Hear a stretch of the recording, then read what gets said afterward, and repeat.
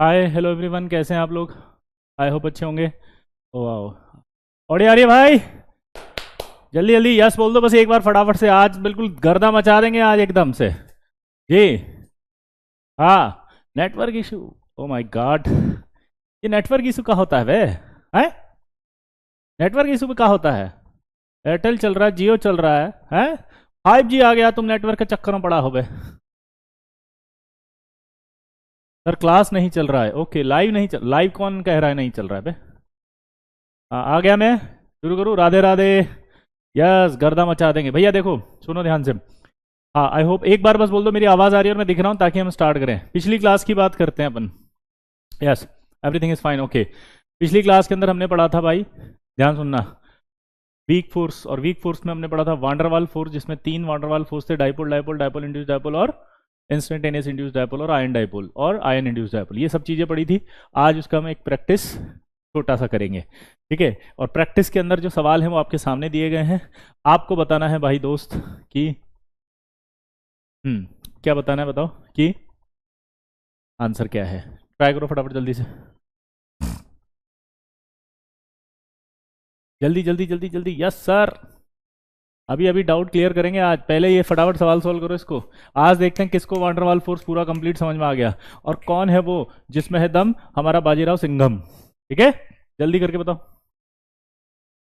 Yes, आपको एक मोल स्पर्श, चरण स्पर्श, अरे वाह, डीपीपी करनी है। हाँ, ये पहली वाली सॉल्व करो, फटाफट आंसर दो यार, ऐसे टाइम पास मत करो बस।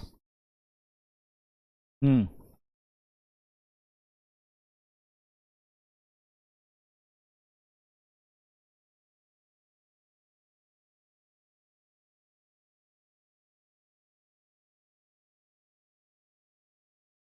हो गया? देखो सवाल पढ़ता हूं मैं। सवाल क्या है? Correct the statement about H2 molecule. मैं थोड़ा कलर चेंज कर लूं ताकि कंफ्यूजन नहीं हो। ये ले लेते हैं H2 मॉलिक्यूल। अब H2 मॉलिक्यूल के लिए पहला सवाल देखो। On time average molecule is non polar, but at the particular moment it में acts as a dipole which is equally probable to all direction. बिल्कुल सही है। On time average the molecule is polar, नहीं गलत हो गया है तो। On time average molecule is non polar and the particular moment does not. तो आंसर ही ए आ गया इसका। ठीक है, चलिए दोस्तों, वेरी गुड। पहला सवाल का आंसर ए आ गया होगा सबके। देखो मैंने पढ़ाया था यार, ईमानदारी से, झूठ नहीं बोलेगा कोई भी। और ये डी वाले आदर्श भैया, ऐसे करोगे तो कैसन काम चलेगा बे? हमने सवाल पूछा जब आपने पढ़ा, आपकी जिम्मेदारी थी, आपने प्रॉमिस किया था कि सर पढ़ा दोगे, उसके बाद सवाल आएगा तो हम सही करेंगे। देखो ये कमिटमेंट लेवल आपका बहुत हाई होना चाहिए। देखो कमेंट बॉक्स में, चैट बॉक्स में लिखते रहने से टाइपिंग स्पीड बढ़ रही है आपकी। टाइपिंग स्पीड बढ़ने से सिलेक्शन नहीं होता है, टाइपिंग स्पीड बढ़ने से आप समझ सकते हैं कि आप किस तरफ की तैयारी कर रहे हैं। लेकिन सही आंसर देते हैं अगर आप, तो आप आईआईटी की तैयारी कर रहे हैं। और आपने पहली क्लास में ये प्रॉमिस किया था कि सर आप अच्छा पढ़ाओ, हम गारंटी देते हैं आपको कि हम अच्छा पढ़ेंगे। तो प्लीज सॉल्व करें आप सवालों को ईमानदारी से, जल्दी जल्दी, ताकि मैं आज नया टॉपिक स्टार्ट कर सकूं। जी हाँ दोस्तों, फटाफट से। देखो मैं क्यों करवा रहा हूं पता है? मुझे आप पर भरोसा नहीं है। आपको लग रहा होगा सॉल्व क्यों करा रहे हैं, ये तो डीपीपी है। यस, मैं खुद सॉल्व करा के दूंगा सारा मटेरियल सामने, ताकि मुझे ये विश्वास हो कि आपने सॉल्व किया है, और मुझे ये विश्वास हो जाए कि मैंने सॉल्व कराया है। ये कॉन्फिडेंस आपके अंदर ट्रांसफर करने के बाद आपको एग्जाम में करना है बस। क्लियर? फटाफट, अब बिना टेंशन के फटाफट करो। Select the correct order of BP.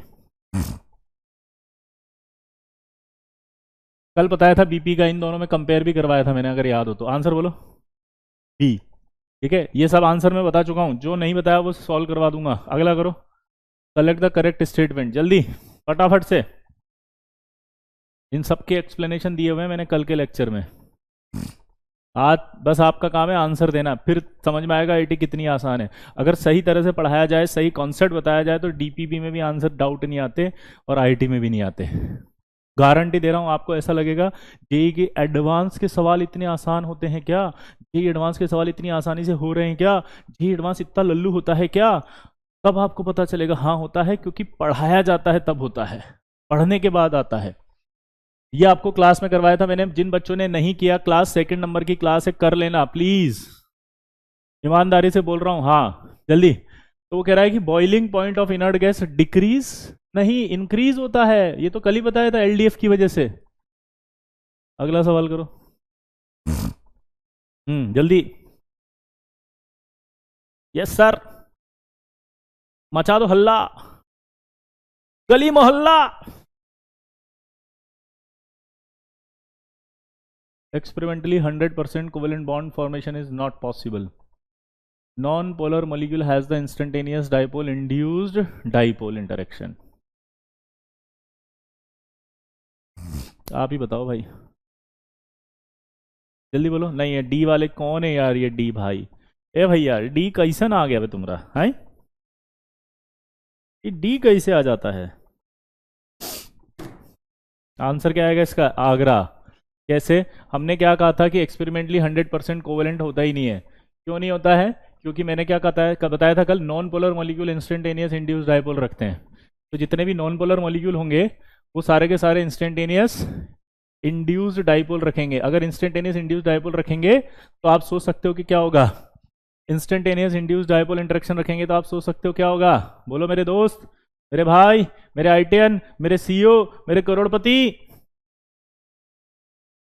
Answer Agra. बहुत शानदार सवाल है, कल आपको कंफ्यूजन आया था इसमें।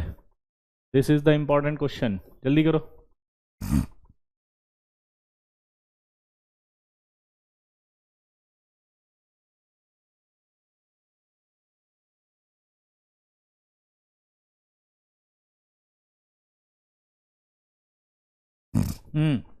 इसका आंसर बताओ फटाफट। यस सर, जल्दी।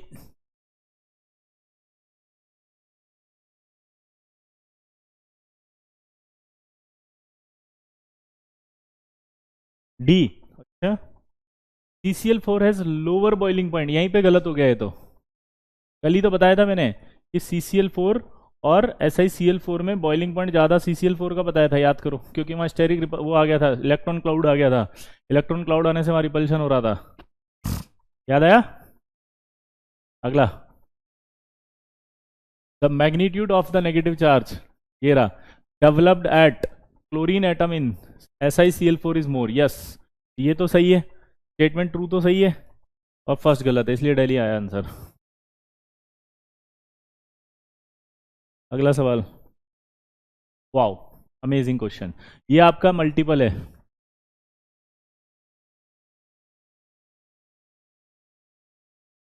जल्दी बताओ, जल्दी। हम्म इसका आंसर बताओ। लंडन 4 वर्क्स इन, अगर सिंगल करेक्ट हो तो क्या आएगा? MCQ छोड़ दो अभी इसको। अगर मैं सिंगल करेक्ट बोलूँ तो क्या आएगा बताओ।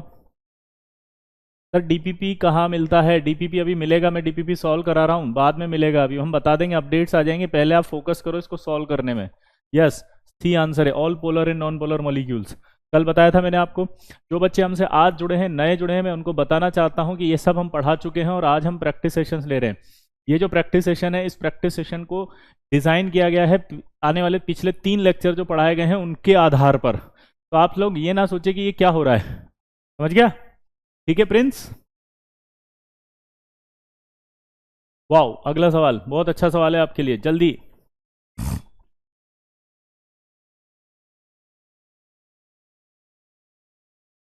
हम्म जल्दी।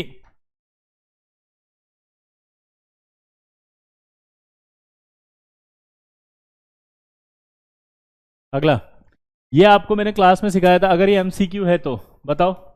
मल्टीपल क्वेश्चन है ये। इसमें आपका पहला molecular weight, number of polarisable electron, molecular size, सब पर डिपेंड करता है, याद है? ABC या, हाँ MCQ है ना, MCQ कर दिया मैंने उसको। MCQ होगा तो ABC आंसर है। MCQ है तो ABC है। वाओ, अमेजिंग क्वेश्चन, जल्दी बताओ। वाओ वाओ वाओ, इसका आंसर बताओ फटाफट से। Which of the following order is are correct? Hmm which of the following order is are correct?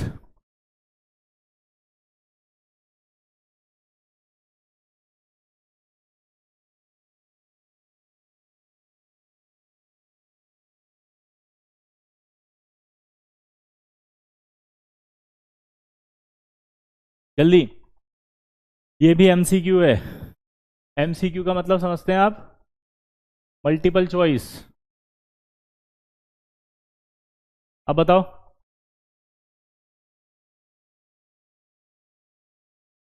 बिल्कुल कोई प्रॉब्लम नहीं होगी अभी, बिल्कुल आराम से क्वेश्चन सॉल्व करो।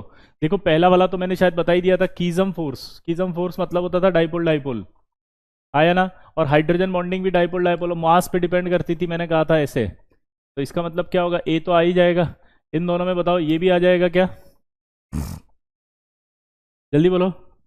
हाँ, इन दोनों में बताओ फटाफट से क्या होगा। तो इन दोनों में आपको पता है पोलर सॉल्वेंट जो था वो वाटर कह सकते हैं, और मैंने आपको कल भी बताया था कि वाटर में जो है वो सॉलिबिलिटी किसकी ज़्यादा थी? इसकी। ठीक है, तो ये तो गलत हो गया। अब पोलर में अगर ये ज़्यादा होगा तो नॉन पोलर में वो ज़्यादा होगा, क्योंकि ऑर्गेनिक कंपाउंड आ रहा है इसमें मिथाइल, है ना? एक कॉन्सेप्ट होता है कि लाइक डिजॉल्व लाइक। क्या होता है? Like dissolves like. तो यहाँ पर मिथाइल आने से ऑर्गेनिक कंपाउंड हो गया, तो ऑर्गेनिक कंपाउंड होने की वजह से वो ज्यादा सॉल्युबल होना पसंद करेगा किसमें? नॉन पोलर में। तो सी भी आएगा। अब बताओ ए आएगा कि नहीं आएगा, जल्दी बताओ। हाँ, सी के लिए क्या लिखोगे? Like dissolves like.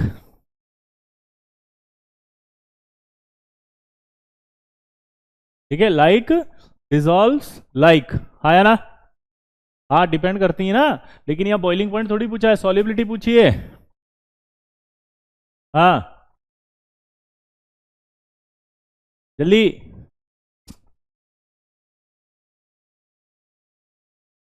Clear? NH4Cl 5 bond नहीं है रे, आयनिक कंपाउंड है वो। NH4 plus plus Cl minus है, और ये यहाँ पर ये NH ऐसे है।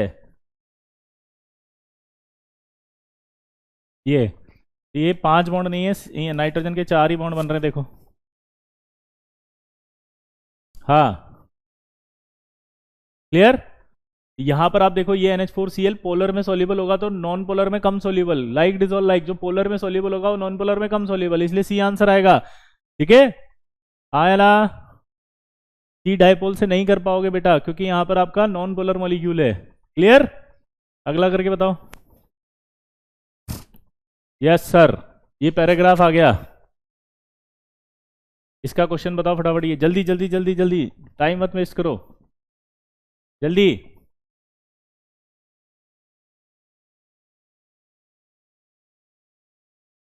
स्ट्रॉन्गेस्ट फोर्स पूछ रहा है among the following is, single correct है ये। सबसे स्ट्रॉन्ग फोर्स कौन सा था इनमें से, जल्दी बताओ। तबीयत अब ठीक हो गई हम। जल्दी जल्दी जल्दी जल्दी मेरे दोस्त।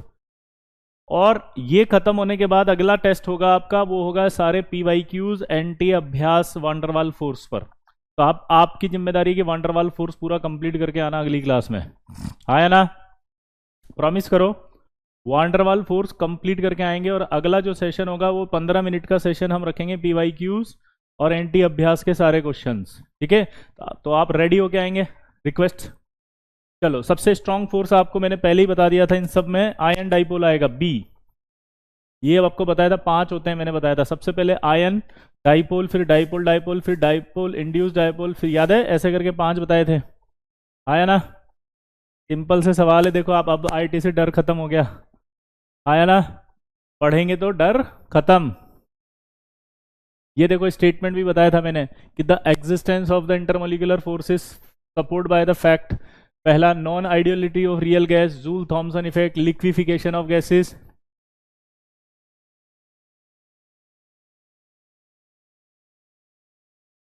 जल्दी।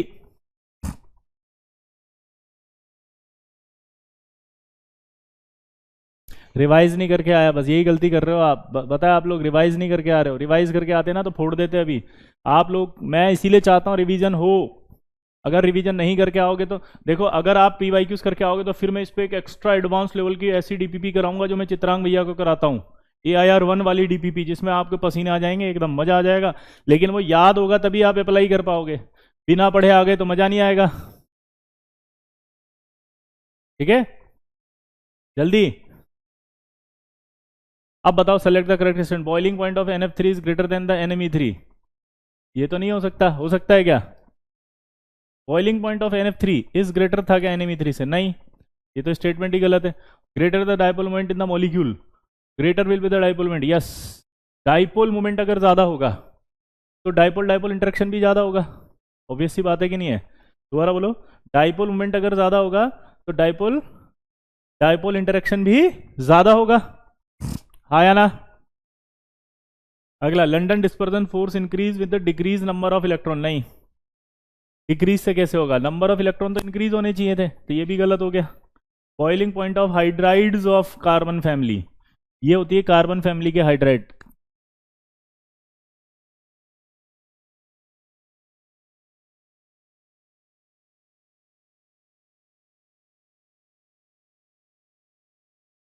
अब देखो ये सब नॉन पोलर है, तो सब में क्या लग रहा है, एलडीएफ।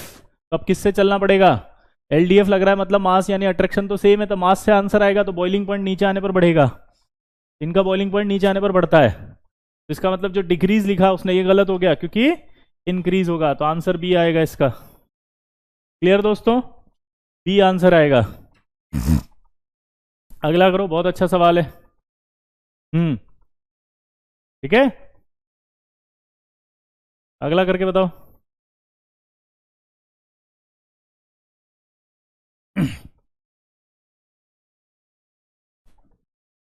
जल्दी, हाँ, PbH4 is highest, very good. जी जी जी जी, आपके पास जो भी किताब है शौर्य, आप वो कर सकते हैं, लेकिन ईमानदारी से बस उसके करें।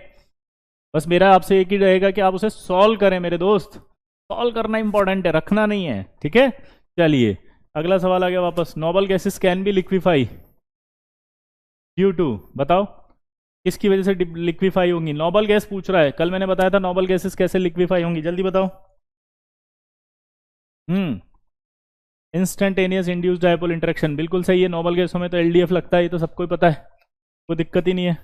Oh my God, complete, TPP खत्म 20 मिनट में, अमेजिंग, टीपीपी कंप्लीट हो गई। अब आपका काम क्या बचा, जो आपको इसमें से नहीं आता था वो जाकर के रिवाइज कर लेंगे, अगली क्लास जब होगी, आपको पता है अगली क्लास जो होगी वो हम किसकी करेंगे, वांडरवाल फोर्स डाइव, जो अपन ने पढ़ा लेक्चर्स टॉपिक, उसके अंदर जितने क्वेश्चन पीवाईक्यूज आए हुए हैं वो, क्या बोले जल्दी बताओ, जितने पीवाईक्यूज आए हुए हैं वो, और एंटी अभ्यास के, तो आप पढ़ कर आएंगे, बोलो जल्दी हाँ या ना। कुछ बच्चे फिर से कंफ्यूज हो जाते हैं, मैं आपका सबका कंफ्यूजन दूर करने की कोशिश कर रहा हूं, कि जब हम एक पूरा टॉपिक खत्म कर देंगे तो उसकी एक प्रैक्टिस लेंगे 20 मिनट की, 15 और 20 मिनट की। तो कुछ बच्चे ऐसे अरे यार ये तो थ्योरी नहीं पढ़ाएंगे, मैं तो जा रहा हूं, मेरा टाइम वेस्ट कर रहे हैं। तो मैं आपको समझा दूं कि हम अगर टॉपिक कंप्लीट होंगे हम उसकी प्रैक्टिस करेंगे, क्लियर दोस्तों, फिर नेक्स्ट टॉपिक करेंगे, तो थ्योरी भी पढ़ाएंगे। तो मेरी आप लोगों से सबसे ये रिक्वेस्ट है कि आप अगर टीचर को ऐसे डाउट्स के आंसर देने में ही टाइम लगा दोगे तो वो बेचारा जितनी भी मेहनत करे तो बेकार है। कम से कम जेई एस्पिरेंट्स की तरह थोड़ा सा हम अच्छा बिहेव करें कि यार कंटेंट मिल रहा है, पढ़ाएंगे। एंटी अभ्यास क्या होता है, ये this is a very good question.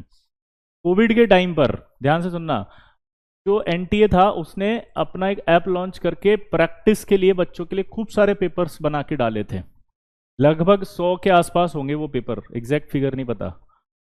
तो उन सारे सवालों के भी क्वेश्चंस मैं आपके लिए टॉपिक वाइज निकाल करके यहां पर कराऊंगा।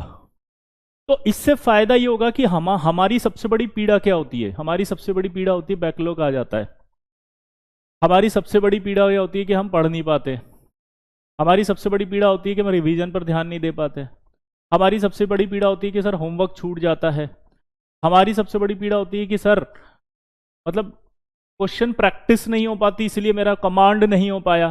तो मैं इन सारी प्रॉब्लम का सॉल्यूशन लेकर आ गया हूं जब टॉपिक होगा। मैंने फिर से बोला, डेली की बात नहीं कर रहा हूं मैं, डेली नहीं बोला है मैंने कहा है जब टॉपिक खत्म होगा कि भाई पूरा वंडरवाल हो गया, तब आपके उस टॉपिक के सवाल की प्रैक्टिस कराऊंगा, डीपीपी यहां पर दे दूंगा, आप सॉल्व करें, ठीक है। उसके बाद आपको पीवाईक्यूज दे देंगे, उसके बाद आपको जो है वो एंटी अभ्यास के सवाल दे देंगे। तो पूरी दुनिया में जितना भी मटेरियल है वो सब यहाँ आ जाएगा बोर्ड पर, आपको सिर्फ क्लास में आके सॉल्व करने की जरूरत है, बाकी मेरी गारंटी है। आपको नोट्स भी मिलेंगे, आपको शीट भी मिलेगी, सब कुछ मिलेगा आपको। लेकिन प्रॉब्लम बच्चों की क्या होती है, शीट भी मिल जाती है, डीपीपी भी मिल जाती है, सॉल्व ही तो नहीं करते। तो यहाँ पर आप पर भरोसा नहीं कर सकता, मैं अपने आप पर भरोसा करूंगा और आपको बिठा के आपको सॉल्व कराऊंगा ताकि याद हो जाए। मेरा एक मानना है, अगर कंटेंट दिमाग में चला गया तो सही कर दोगे आप सवाल। ध्यान से सुनना, मेरा एक मानना है, कंटेंट अगर चला गया ना तो आप सवाल सॉल्व कर दोगे। हमारी सबसे बड़ी दिक्कत क्या होती है, हम लोग इन्हीं में उलझे रह जाते हैं कि हम कंटेंट पर ध्यान नहीं देते, कंटेंट को दिमाग में नहीं डालते। समझ गए दोस्तों? पक्का? तो आई प्रॉमिस, ऐसे लिखो, आप लिखो अपने दिमाग में कि सर मैं कंटेंट पूरा दिमाग में डालूंगा और प्रैक्टिस करूंगा आपके साथ, मैं आपसे प्रॉमिस करता हूं। ठीक है, चलिए अब बिना किसी देरी के नया टॉपिक स्टार्ट करेंगे जिसका नाम है बेंड्स रूल। बेंड्स रूल के लिए आपको थोड़ा सा हाइब्रिडाइजेशन आना चाहिए, बस ज़्यादा नहीं। अगर किसी बच्चे का हाइब्रिडाइजेशन थोड़ा सा भी बैक है तो आज जाकर के वो कहीं से भी देख के पढ़ ले, बाकी तो अपन उसको 11th के अंदर करवा देंगे। ठीक है, हाइब्रिडाइजेशन में भी कोई बहुत बड़ी बात नहीं है, तो बहुत सारा हाइब्रिडेशन नहीं आना चाहिए। आप ये मत सोचो कि आपको सारे सवाल आने चाहिए, सारे पीवाईक्यूज आने चाहिए। हाइब्रिडेशन की एक एक लाइन, एक एक डेफिनेशन, एक एक कॉन्सेप्ट, एक एक कुछ नहीं। मैं जितना सा मुझे चाहिए बस उतना सा आना चाहिए। क्या आना चाहिए कि एक sp3 हाइब्रिडेशन होता है, एक sp2 हाइब्रिडेशन होता है और एक sp हाइब्रिडेशन होता है। क्लियर दोस्तों? D2O और H2O वाला समझ में नहीं आया? मैंने बोला था ना D2O और H2O में मास किसका ज़्यादा है, इसका। डाइपोल मोमेंट इसका, H बॉन्डिंग ज़्यादा उसकी होगी, तो आंसर इसी का जाएगा। क्लियर? आई होप आ गया होगा अब। ठीक है ना? इधर देखो अब। हाँ, तो मैं आपको ये समझाना चाह रहा था कि आपको सिर्फ 3 हाइब्रिडेशन के बारे में पता होना चाहिए, sp, sp2, sp3, sp3d, ज़्यादा से ज़्यादा। ऐसे तो पता ही होगा, इनके नाम तो सुने ही होंगे, इतना तो सुना ही होगा भाई। sp हो गया, sp2 हो गया, sp3 हो गया, sp3d, sp3d2, sp3d3 तक, ये सारे होने चाहिए। क्लियर दोस्तों? क्लियर? अब आगे बढ़ते हैं अपन हाइब्रिडेशन। तो देखो मेरे को यहां पर पहुंचना है, लेकिन उससे पहले मैं आपको एक छोटी सी स्टोरी सुनाऊंगा, है ना? हाँ, और वो स्टोरी क्या है, ध्यान सुनना।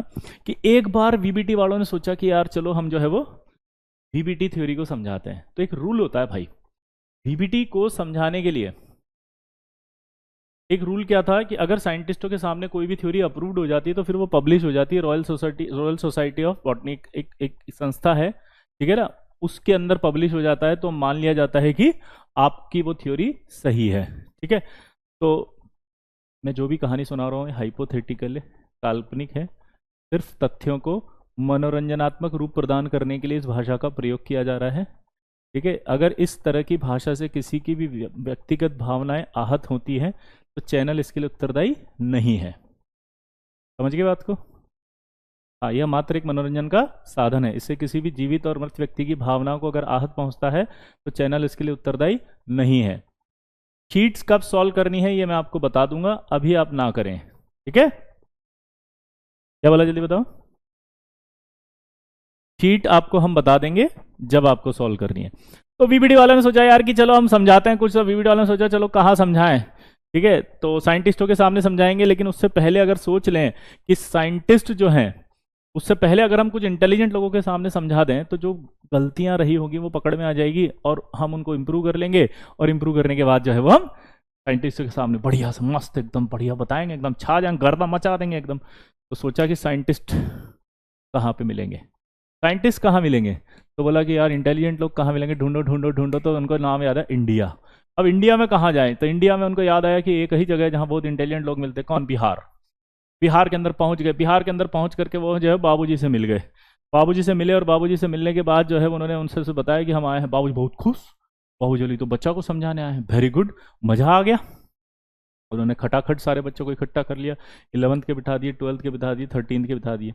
ये 11th का कोटा से पढ़कर आया भीजे सर से, ये 12th का कोटा से पढ़ गया भीजे सर से, ये 10th ड्रॉपर का है भीजे सर से पढ़कर आया, छुट्टी में आया है। ठीक है, क्लियर? अब यहां पर जो है वो आ गए वीबीटी वाले, उन्होंने समझाना शुरू किया CH4 के बारे में। इसके बारे में CH4 उन्होंने ऐसे समझाया कि CH4 कैसे बनेगा। देखो 1s2 2s2 2p2। वीबीटी वाले कहते हैं कि अगर मान लो बॉन्ड बनने के लिए जितने अनपेड इलेक्ट्रॉन होते हैं उतने बॉन्ड बनते हैं, और अगर सफिशिएंट बॉन्ड ना हो तो एक्साइड कर लेते हैं। कितने बॉन्ड बनाने की जरूरत है यहाँ पे? 4। तो उन्होंने कहा 4 बॉन्ड बनाने के लिए वो एक्साइड कर लेगा यहाँ से एक, यहाँ पे, तो ये आपके 4 बॉन्ड बन जाएंगे ऐसे। देखो आप किस किस के साथ बॉन्ड बनेंगे फटाफट बताओ। जैसे ये एक कार्बन है, ये तो S है, हाइड्रोजन भी कौन सा देगा? अपना S ऑर्बिटल देगा। ये अपने कौन से दो ऑर्बिटल दे रहे हैं? P, कार्बन P, और ये कौन सा दे रहा है? P। तो आपने ऐसा नहीं लग रहा आपको कि एक बॉन्ड जो है वो तो S बॉन्ड से बन रहा है, बाकी 3 बॉन्ड SP बॉन्ड से बन रहे हैं। 3 बॉन्ड तो किससे बन रहे हैं? SP से। एक बॉन्ड किससे बन रहा है? एस एस से। तो ऐसा नहीं लग रहा आपको यहां पर देख करके कि यार एक बॉन्ड जो है वो अलग स्ट्रेंथ का होगा और जो 3 बॉन्ड होंगे वो अलग स्ट्रेंथ के होंगे? हाँ या ना? जल्दी बताओ। एक बॉन्ड जो होगा वो अलग स्ट्रेंथ का होगा और 3 बॉन्ड जो होंगे वो अलग स्ट्रेंथ के होंगे। हाँ या ना? जल्दी बोलो बोलो। हाँ, बीबीटी के हिसाब से बीबीटी ने बता दिया हाँ भाई सही है, 3 अलग होंगे एक अलग होगा। हाँ या ना? बोलो। अरे हाँ या ना? हाँ। बीबीटी वाला ने समझा दिया, बहुत खुश हो गए बाबूजी, एकदम से एकदम बिंदास खुश, एकदम मजा आ गया बाबूजी को। बाबूजी माला वाला लाए थे, कोई साइंटिस्ट आए हैं, माला लाए, गुलाब जामुन लाए। जैसे ही माला दे पहना दे, गुलाब जामुन खिलाने लगे, अचानक से एक बिहारी खड़ा हुआ, बोला गुलाब जामुन नीचे रख, पहले हमारा डाउट बताइए फिर गुलाब जामुन को हाथ लगाइए। क्या बोल दिया उसने? पहले हमारा डाउट बताइए और फिर गुलाब जामुन को हाथ लगाइए। बीबीटी वाले बोले का हो गया बिहारी, काहे नाराज हो गया? पूछो क्या डाउट है? बोला आपके हिसाब से 3 का स्ट्रेंथ अलग, 1 का स्ट्रेंथ अलग। बोला हाँ, लेकिन हम इसको जब तोड़ रहे हैं ना, तो जितना एनर्जी इसको तोड़ने में लग रहा है उतना ही इन 3 ठो को तोड़ने में लग रहा है। इसको तोड़ने में जितना एनर्जी खर्च हो रहा है उतना ही एनर्जी इसको तोड़ने में खर्च हो रहा है। कैसे बताओ? बीबीटी वाला ने कहा नहीं बताएंगे। हमने बोला क्यों? बोला आता ही नहीं है। बीबीटी वाले ने कहा आता ही नहीं है। भाई साहब, पूरा क्लास एकदम बिहारी को देख रहा है। बिहारी रॉक्स दुनिया सॉक्स, बिहारी रॉक्स दुनिया सॉक्स, बिहारी रॉक्स दुनिया सॉक्स। बाबूजी एकदम तमिया। बाबूजी बुलाया उनको, इधर आओ, माला निकालो, भेजो इनको मेहमान खाने में भेज दिया वीडियो वालों को। अब मेहमान खाने में जो मच्छर काट रहे हैं, बीबीटी वाले बोले मच्छर काट रहे हैं इनको भगाओ, बाबूजी को फोन करके। बाबूजी बोले बुड़बक हम ही भेजे हैं। बोला सोने मत देना, खून चूस लो इनका जब तक बच्चा डाउट नहीं बताते हैं। बीबीटी वाले बोले फंस गए बे। बीबीटी वाले सुबह सुबह सुबह 4 बजे निकल रहे थे। 4 बजे निकल लेंगे, सोने का टाइम होता है, दुनिया निपट जाती है सुबह सुबह। सब निकल लिए वो। अब निकल लिए तो निकलते हुए जब अंग्रेज भाग रहे हैं सड़क पर, तो समझ सकते हैं क्या हुआ। पकड़ में आ गए वहां पे। बाबूजी देख लिए, धन धनाधन भीड़ भाड़ इकट्ठा हो गया। बहुत भीड़ इकट्ठा होने के बाद जो है क्या हुआ, वहां से ठो गाड़ी जा रही थी। गाड़ी के अंदर जो है वो कौन थे, एकदम बैलगाड़ी थी, मतलब घूमते घूमते जा रहे थे वो। हाँ देखा तो कौन? पॉलिंग साहब। पॉलिंग साहब बोले अरे भैया क्या कर रहे हो तुम, नाम खराब कर रहे हो बिहार का, हट इधर आओ। क्या हुआ? टीवी सीरियल और फिल्मों में देखा ना रिकेप, वैसे रिकेप आ गया कि ये गड़बड़ है। पॉलिंग ने कहा इनको नाश्ता कराओ, इज्जत दो, बिहार में है, तुम्हारा सौभाग्य है, इतना बढ़िया साइंटिस्ट तुम्हारे स्टेट के अंदर आए हैं और तुम जो है वो ऐसा कर रहे हो, तुमको शर्म आना चाहिए, हम तुम्हारा डाउट बताते हैं।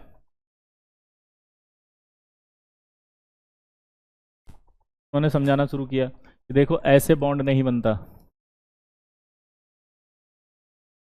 उन्होंने कहा सबसे पहले एक कहानी सुनाई उन्होंने कि बॉन्ड कैसे बनेगा, वो कहानी समझाना शुरू किया। उन्होंने कहा कि हम एक बार जंगल से जा रहे थे। क्या बोला जल्दी बताओ?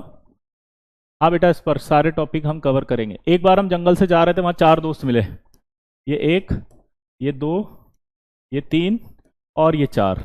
ये 4 फ्रेंड्स थे, चारों पक्के दोस्त, एकदम से लंगोटिया यार, समझ सकते हैं इसका मतलब क्या होता है, एकदम बिल्कुल मतलब समझ रहे हैं ना, मतलब हाँ ऐसा एकदम पक्का दोस्त। अचानक से वहां पर एक आदमी आया, इसको 10 रुपया, इसको 10 रुपया, इसको भी 10 रुपया, इसको 2 रुपया दे गया। इसका दिमाग खराब हो गया नहीं हो गया? बोला तुम साला हमको 2 रुपया काहे दिया भाई, इनको सबको 10 10 रुपया दे, हमको 2 रुपया, हमको कमजोर समझेगा? रात में कहा होगा जब ये तीनों सोएंगे तो ये पैसा छीन लेगा इनका। छीन लिया। जैसे ही सुबह उठे इनको पता चला कि हमारा पैसा इसने छीन लिया, तो धै धमादा 3 ठो घुम्बा एकदम, इधर से ये ठो घुम्बा, तो कुल मिला के हो तो गया झगड़ा। आया ना? झगड़ा हो गया, एकदम से लड़ पड़ रहे हैं। कॉलिंग साहब उधर से घूम रहे, मस्ती से जा रहे हैं, कहा हो गया? अचानक देखे, ए भैया कहा झगड़ रहे हो तुम, है कहा हो गया? ये कहानी सुनाई थी कि हमको ऐसे ऐसे 10 10 रुपया दिया, इसको 2 रुपया दिया, ये हमारा पैसा छीन लिया और ये जो है वो हमको मारने लगा, तो हम भी इनको मारा, इस तरह से हम झगड़ा हो गया, हमारा दोस्ती का स्टेबिलिटी खत्म। कॉलिंग ने कहा रुकिए, एक काम करो, तुम अपना पैसा दो, अपना दो, अपना दो, पैसा दो। कॉलिंग सबका पैसा लिया, सबको टोटल कर लिया। टोटल करने के बाद देखिए कितना आया, 32। काउंट किया उसने, कितना लड़का लोग था, 4। टोटल कितना आ गया, 8। तो एक बच्चा के पास कितना आ गया, 8। एक बच्चा के पास कितना आ गया, 8। एक बच्चा के पास कितना आ गया? 8 रुपया। सबको बांट दिया उसने, सबके पास बराबर आ गया, सब बराबर आते सब खुश हो गए एकदम, बहुत अच्छा लग रहा है। ठीक है, तो हालांकि इसने बोला कि हमारे पास पहले 10 रुपया था, अब 2 रुपया कम हो गया। पॉलिंग ने हट बुड़बक, 2 रुपये में एक दोस्त भी तो मिल गया, इससे सस्ता और कहाँ? स्टेबिलिटी बढ़ गई ना, फ्रेंड भी तो मिल गया। बोला ठीक बात। अच्छा, इसको उल्टा करते हैं। अगर मान लीजिए कोई आदमी आता, इसको 1 करोड़, इसको 1 करोड़, इसको 1 करोड़, इसको 2 रुपया दे जाता, और पॉलिंग आ जाता। पॉलिंग कहता 10 रुपया, 10 रुपया, 10 रुपया और 10 रुपया दे दो, मिक्स करके आपका टोटल करके चारों को बराबर बांट देता, 75 लाख, 75 लाख, 75 लाख और 75 लाख। और फिर कहता आप खुश रहो, सबके पास बराबर है।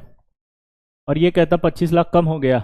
और फिर पॉलिंग इसको कहता कोई बात नहीं, 25 लाख में एक फ्रेंड भी तो मिल गया। तो सबसे पहले ये मिलके क्या करते? पॉलिंग के ऊपर ही बैठ जाते छाती पे। बोला बुड़बक हो गया साला, 25 रुपया भी नहीं, 2 रुपया का बात था तब तक सहन कर लिया, 2 रुपया से 1 पैसा ज्यादा नहीं देंगे इसको।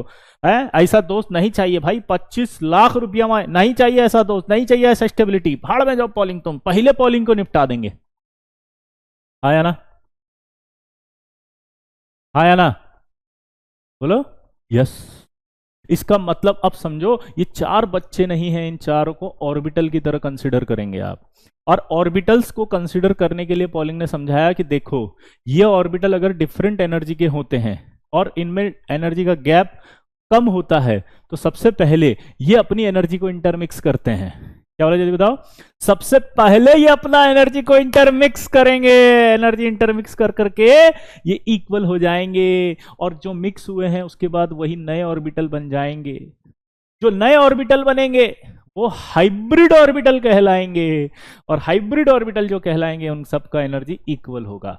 लेकिन वो मिक्स तभी होंगे जब एनर्जी गैप कम होगा। अगर एनर्जी गैप ज्यादा हो गया, 1-1 करोड़ रुपया, तो मिक्स नहीं होंगे। तो हाइब्रिडाइजेशन एक्चुअल में क्या होता है, अगर आपसे कोई पूछे तो?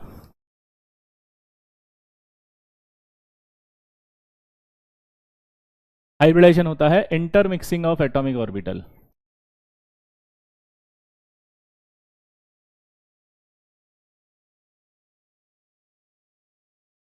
Intermixing of atomic orbitals having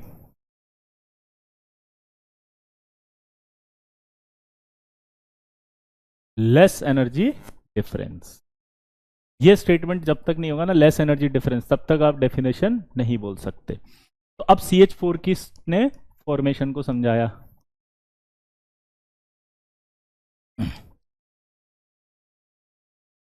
ये एक्साइड तो हो गए, लेकिन ये 4 ऑर्बिटल हैं, इनकी एनर्जी अभी अलग अलग है। ये पहले अपने आप को क्या कर लेंगे? इंटरमिक्स।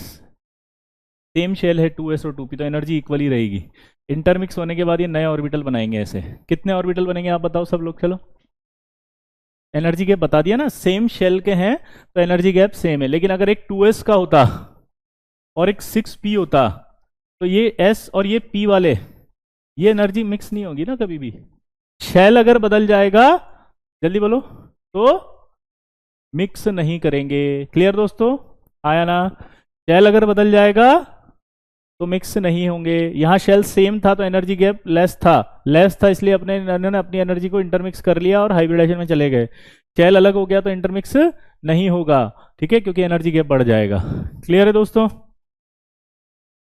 यार हाँ तो बोल दिया करो यार, टीचर को भी मोटिवेशन की जरूरत होती है। मैंने कभी देखा, मतलब पता है क्या, कमेंट बॉक्स में आप कभी है ना तारीफ नहीं लिखते हो। बस एक सबसे बड़ी कमी तुम्हारी यही है, तुम कम से कम लिख तो दो कि हाँ अच्छा हो रहा है सर, आप अच्छा पढ़ा रहे हो सर, अच्छी इनिशिएटिव है सर, मजा आ रहा है सर, आप ऐसे ही पढ़ाना सर। सर कमेंट बॉक्स देख करके जब हम पढ़ते हैं तो हमें अच्छा लगता है, सुनने को मिलता है। लेकिन पता है क्या होता है, ऐसा लगता है जैसे हम, अच्छा अगर मान लो आपको ना पढ़ाए तो आप ऐसा नेगेटिव लिख दोगे दुनिया भर का, लेकिन जब तारीफ की बात आती है तो क्या पता है, आपकी तारीफ करेंगे क्या?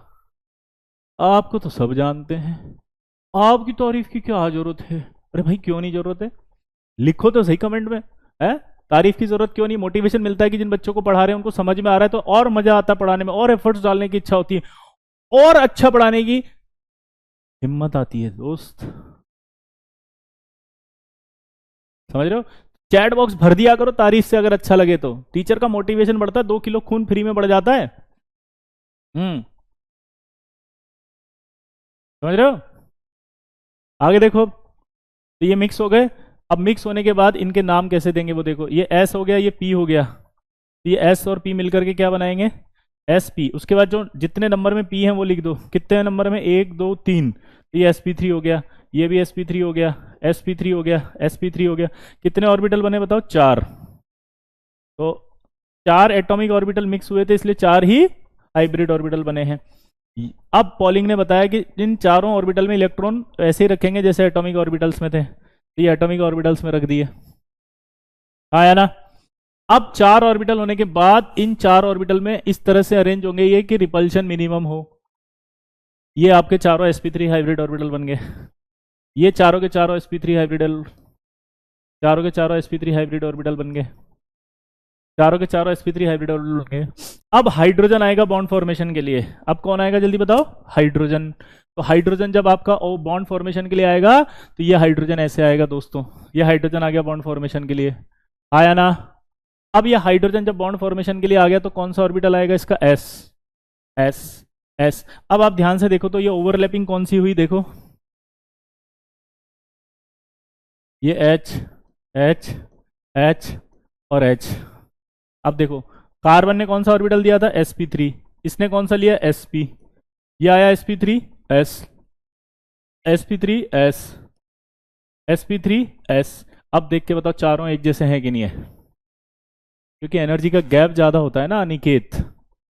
अनिकेत 1s और 5p 1s 3p भी नहीं करेगा क्योंकि गैप ज्यादा होता है। अब दिमाग की बत्ती जला के बताओ फटाफट से, क्या दिखा, बोलो।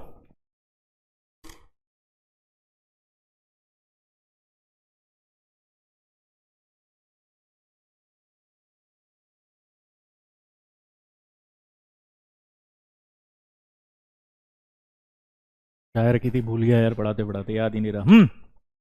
sp3s sp3s sp3s sp3। अब बताओ सबका इक्वल है कि नहीं है, सबका इक्वल है कि नहीं है, सबका बॉन्ड फॉर्मेशन इक्वल है कि नहीं है, बोलो सबका बॉन्ड फॉर्मेशन इक्वल है कि नहीं है, आया ना। अब सबको तोड़ने में एनर्जी इक्वल लगेगी नहीं लगेगी, क्योंकि सब एक जैसी ओवरलैपिंग से बने, आया ना। सोचो, आया ना, सोचो, सबको तोड़ने के लिए सेम एनर्जी, सबको तोड़ने के लिए सेम एनर्जी लग रही है, आया ना। यस, पॉलिंग ने समझाया कि चारों की एनर्जी इक्वल क्यों आती है, सबको तोड़ने में एनर्जी इक्वल क्यों लगती है। भाई साहब पॉलिंग का नाम आते ही दिमाग खराब एकदम, बाबूजी जो है वो खतरनाक तारीफ, मजा आ गया। ठीक है, खटाखट तैयारी शुरू हो गई। एक डाउट मैं पूछूं, बोलो, कि अगर इस पूरे प्रोसेस को देख के एक क्वेश्चन पूछूंगा मैं, ओवरलैपिंग पहले होती है कि हाइब्रिडाइजेशन पहले होता है, जल्दी बताओ, जल्दी बोलो, ओवरलैपिंग पहले होती है या हाइब्रिडाइजेशन पहले होता है, जल्दी बताओ। ओवरलैपिंग पहले होती है कि हाइब्रिडाइजेशन पहले होता है, जल्दी बताओ, जल्दी जल्दी जल्दी।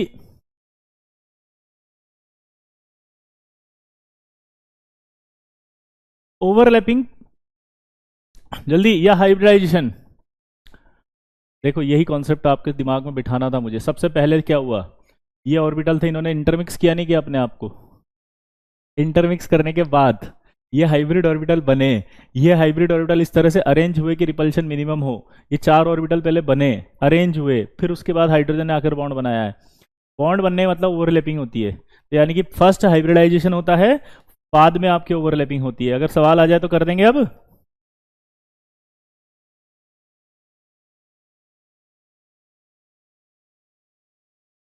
Overlapping followed by, sorry, first hybridization followed by overlapping.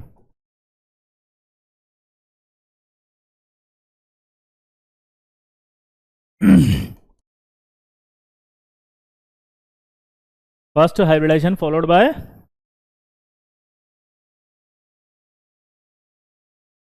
Overlapping. First hybridization followed by overlapping, दोबारा बोलो, first hybridization followed by overlapping, आया ना।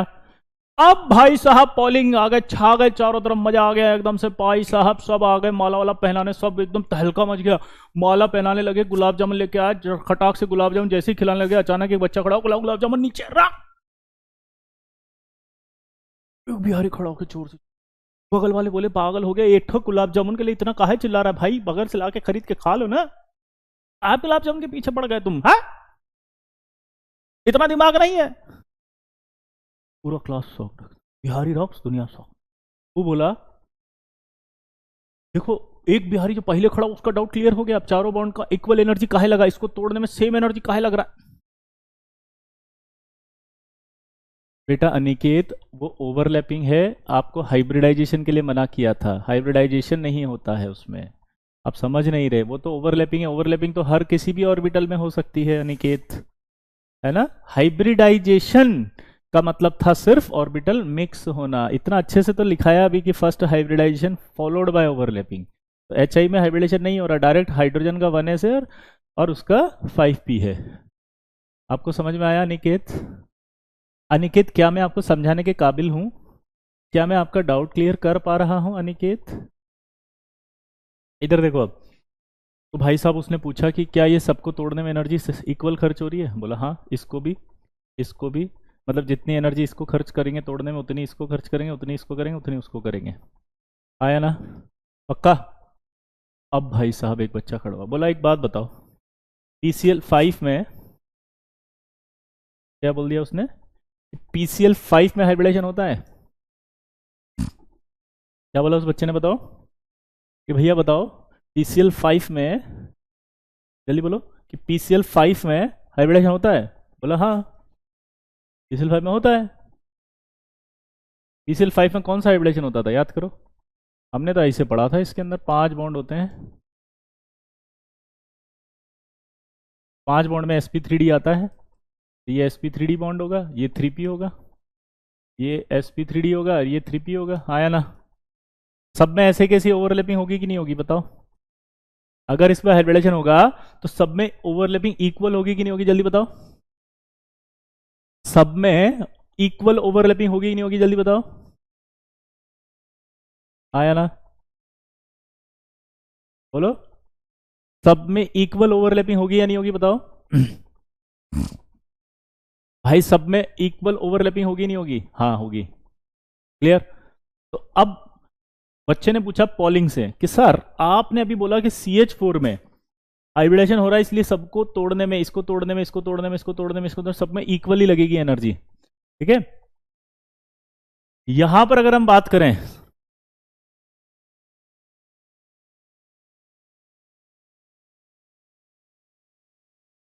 बोलो सबको तोड़ने में फिर इक्वल एनर्जी चाहिए क्योंकि हाइब्रिडेशन हो रहा है ना।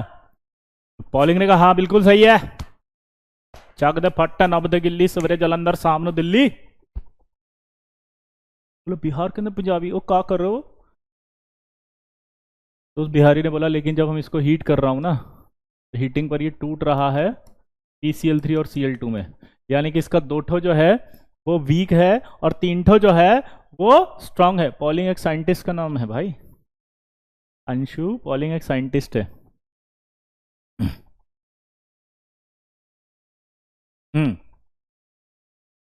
भाई साहब पूरा क्लास सॉक्ड हो गया, बोला ये तो पॉलिंग के अंदर भी गलती निकाल दिया, बिहारी रॉक्स दुनिया socks, Bihari rocks polling socks, Bihari rocks polling socks. सबने पॉलिंग से पूछा बताओ, पॉलिंग ने कहा नहीं बताएंगे, हमने कहा क्यों, बोला आता ही नहीं है, फंस गए। मैं फिर से बोलूंगा, यह मात्र मनोरंजन का एक साधन है, इससे किसी भी जीवित और मृत व्यक्ति की भावनाओं को अगर आहत पहुंचता है तो चैनल इसके लिए उत्तरदायी नहीं है, यह मात्र एक काल्पनिक घटना है, समझ गए। तथ्यों को मनोरंजनात्मक रूप प्रदान करने के लिए इस भाषा का प्रयोग किया जा रहा है, ठीक है। अब भाई साहब जो है पॉलिंग साहब को भी बाबूजी बोले इधर आओ, अब क्या करें, फंस गए। जी इशिता हम देख पा रहे हैं आपका कमेंट, है ना। अब क्या हुआ कि पॉलिंग साहब को लेके गए, पॉलिंग साहब भी वही परेशान, मच्छर काट रहे हैं, बहुत दिक्कत हो रहा है, फ़ोन कर रहे हैं कि भैया बचाओ, बाबूजी बोल दिया हमने भेजे, खून चूस लो जब तक कि डॉक्टर नहीं बताता। वो भी सुबह उठ के निकल लिए, उन्होंने कि 4 बजे भाग लो बच के, वही भीड़ आ गई वहाँ पे, ठीक है। फिर इकट्ठे हो गए, बाबूजी टिका दिए, मतलब क्या कर रहे हो, है पागल दिमाग खराब, धन धना धन धन धना, और भीड़ इकट्ठा हो गए, वहाँ से गाड़ी जा रही थी, ब्लैक कलर की कार, फिल्मों में देखी होगी ना, ब्लैक कलर की गाड़ी होती है और गेट खुलता है तो वाइट शूज आता है, और अगर वाइट कलर की कार होती है तो गेट खुलता है और ब्लैक शूज आता है। फटाक से जो है वो शूज बाहर आया, गेट खुला और कैमरा पीछे की तरफ घूम जाता और ऐसे हाथ होता, ठहरो। बेंट की एंट्री हो गई। अब बेंट आ गए, बैंड साहब की एंट्री हो गई। ठीक है, बैंड साहब आ गए हैं। बैंड साहब के आते ही बैंड साहब ने पूछा क्या हो रहा है भाई। ठीक है, बैंड साहब ने क्या पूछा,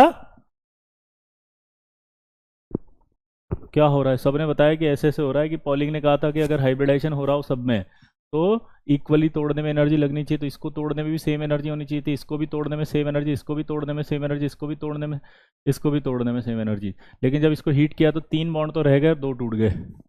तो ऐसा क्यों हुआ कि 2 टूट गए हैं और 3 रह गए हैं, यानी कि 2 को तोड़ने में अलग एनर्जी खर्च हो रही है और 3 को तोड़ने में अलग एनर्जी खर्च हो रही है।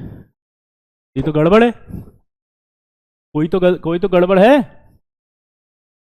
आया ना, कोई तो गड़बड़ है, बताओ। तो बेंट ने कहा कि चलो मैं बताऊंगा, आप इनको पहले नाश्ता कराओ। Polling is a great scientist यार, क्या कर रहे हो तुम लोग ये, हैं? Is a Linnaeus. Hmm, clear. बेटा यश आपका भी दिख रहा है, लेकिन अगर हम इस तरह की डिस्कशंस में चले जाएंगे तो टॉपिक बेकार हो जाएगा। अगर आप चाहते हैं तो मैं ये भी कर सकता हूँ, ठीक है। पर हमने प्रॉमिस किया है, हमने क्या लिखा है यहाँ पर, अब होगी ऑनलाइन में रैंक की तैयारी। तो भाई साहब आपको एटीट्यूड भी रैंक जैसा रखना पड़ेगा, टीचर को भी एटीट्यूड रैंक जैसा रखना पड़ेगा, निपटाना पड़ेगा, तब जाके रैंक आती है। खून पसीना एक हो जाता है, जलने लगता है शरीर, अंदर से आग बन के निकलना पड़ेगा उसको, रैंक को, तब जा करके आपको रैंक आएगी। जैसे कहते हैं ना कि कुंदन, यानी कि कुंदन कब कहलाता है, सोना, जब वो तपता है। अगर हम यही करना है तो फिर एक यूट्यूब पे लाइव क्लास लगा लेते हैं, उसमें हम यही करते रहेंगे बैठ करके। बात क्या हुई है अपनी, बोलो। प्रॉमिस क्या हुआ पहले लेक्चर में जब हम थे, हमने क्लास में क्या कमिटमेंट लिया था। हमारा कमिटमेंट था कि अब होगी ऑनलाइन में रैंक की तैयारी, तो हमें उस लेवल पर पढ़ना है जिस लेवल पर एक भी डाउट ऐसा ना हो जो ना हो। एक भी डाउट की बात चल रही है यहां पर, सिंगल। आप समझ रहे हैं मेरी बात को। आपका एटीट्यूड मुझे वो चाहिए, आपका एटीट्यूड मुझे वो चाहिए जिसमें रैंक झलक रही हो, आपका डाउट मुझे वो चाहिए जिसमें रैंक झलक रही हो। आपका डाउट, आपका एटीट्यूड, आपका कमिटमेंट, आपका टाइम टेबल, आपकी दिनचर्या, आपका पढ़ने का समय, आपके घर वाले देखें कि आखिर ये कौन सा कोचिंग ज्वाइन किया है जो इसमें इसमें परिवर्तन आ गया है। आपको लगना चाहिए वहां पर आज आपकी टेबल, स्टडी टेबल पे लिखा होना चाहिए कि मेरी रैंक ये आएगी। बाबूजी देख के आंखों में आंसू आ जाए कि कहां पढ़ रहा है ये, कौन सा ऐसा इसने जो है वो ज्वाइन कर लिया कोचिंग, या कहां पर ये स्टडी कर रहा है कि इतना डेडिकेशन आ गया। उनको अपने उनको खुद को विश्वास आने लगे कि अब मेरा बेटा अच्छी रैंक लाएगा। समझ रहे हैं? आगे बढ़ते हैं। भाई साहब बेंट ने समझाना शुरू किया कि देखो, पॉलिंग साहब एक बार एक जंगल से जा रहे थे, वहां उनको 4 दोस्त मिले थे। ये 4 फ्रेंड्स थे, हाँ। चारों फ्रेंड्स के अंदर उन्होंने क्या कहा था, तुम 8 रुपये ले लो, 8 रुपये ले लो, 8 रुपये ले लो, 8 रुपये ले लो और बराबर रहो, अब खुश रहना, लड़ना मत। हाँ या ना? हम्म, हाँ या ना? हाँ या ना? पक्का? अब पॉलिंग ने चला गया। पॉलिंग के बाद बेंट ने कहा मैं भी उसी जंगल से जा रहा था और मुझे वो चारों दोस्त मिले। ठीक है, मुझे वो चारों दोस्त मिल गए। चारों दोस्त मिले तो ये चारों में से जो एक लड़का, ये वाला, ये रो रहा था। मैंने बोला क्यों रो रहा है, बेंट ने बोला, मतलब बेंट ने कहा क्यों रो रहा है, तो इसने बोला मेरे बाबूजी बीमार है, मुझे पैसे की ज़रूरत है। तो बेंट ने क्या कहा, इनसे पैसे ले लो ना, तेरे दोस्त से किस दिन काम आएंगे। तो उसने बोला कि नहीं मैं पैसे नहीं ले सकता, क्योंकि इन सबके पास जो है वो पैसे लेते ही झगड़ा चालू हो जाएगा, ऐसा पॉलिंग ने हमें बताया था। तो मुझे एक बात बताओ, अगर आपका कोई फ्रेंड है, आपको ज़रूरत है, तो आप उससे ही तो पैसे लोगे। ये तो कॉमन सेंस है ना, ये तो कॉमन सेंस है कि नहीं है। अरे ये तो कॉमन सेंस है कि नहीं है कि अगर आपको पैसे की ज़रूरत है तो आप फ्रेंड से ही लोगे ना। तो आपको ज़रूरत है तो उसने कहा कि तुम तीनों इसको पैसे दे दो, तुम तीनों को ज़रूरत होगी तो ये दे देगा, तुम दोनों को ज़रूरत हो तो ये दे देगा, इन दोनों को ज़रूरत हो तो तुम दोनों दे देना। ऐसा करने से तो तुम्हारी फ्रेंडशिप और बढ़ेगी, स्टेबिलिटी बढ़ेगी। हाँ या ना? ठीक है, हाँ या ना?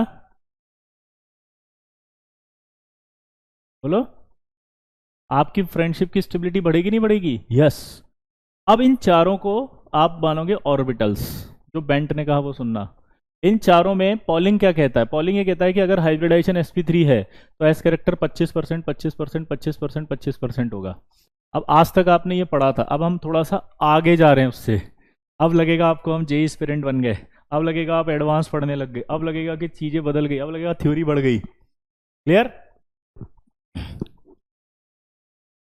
तो पॉलिंग ने कहा था कि अगर sp3 हाइब्रिडाइजेशन होता है तो 25%, 25%, 25%, 25% होता है, यानी कि सब में बराबर बराबर होगा। ठीक है, कोई चेंज नहीं होगा। लेकिन अब बेंट आया और बेंट ने कहा कि नहीं, ऐसा नहीं होता। अगर इसको ज्यादा एस करेक्टर की जरूरत है तो तीन मिलके देंगे, अगर इन दोनों को जरूरत है तो ये दोनों देंगे, अगर इन दोनों को जरूरत है तो ये दोनों दे देंगे, अगर इन तीनों को जरूरत है तो ये देगा। इसका मतलब उसने कहा कि एस करेक्टर का वेरिएशन हो सकता है। क्या बोला उसने, कहते बताओ, एस करेक्टर का वेरिएशन हो सकता है, जरूरत के हिसाब से एस करेक्टर बदल सकते हैं ऑर्बिटल्स के अंदर। अब प्रॉब्लम ये थी कि हमें कैसे पता चलेगा एस करेक्टर बदल सकता है। तो फिर पॉलिंग ने कहा कि बेंट ने कहा, एक फॉर्मूला उसने दिया, कॉस थीटा बराबर S upon S minus one और P upon P minus one. इस फॉर्मूले से पता चलता है, ये सीएल यहां वाला नहीं है, सीएल ऊपर वाला है। इस फॉर्मूले से पता चलता है। इस फॉर्मूले से कैसे पता चलता है वो मैं बताता हूं। जैसे आपको पता होगा, बचपन में पढ़ा होगा, पीसीएल 5 में दो पोजीशन होती है, एक एक्सियल और एक इक्विटोरियल। जिनको नहीं पता वो ध्यान देना इधर, ये वाली जो पोजीशंस होती हैं वो एक्सियल कहलाती हैं। अब जिनको नहीं पता वो अभी के लिए याद रख लो, है ना, ये वाली जो ऊपर वाली पोजीशन है वो एक्सियल कहलाती है, और ये तीन पोजीशन जो है वो इक्विटोरियल कहलाती है।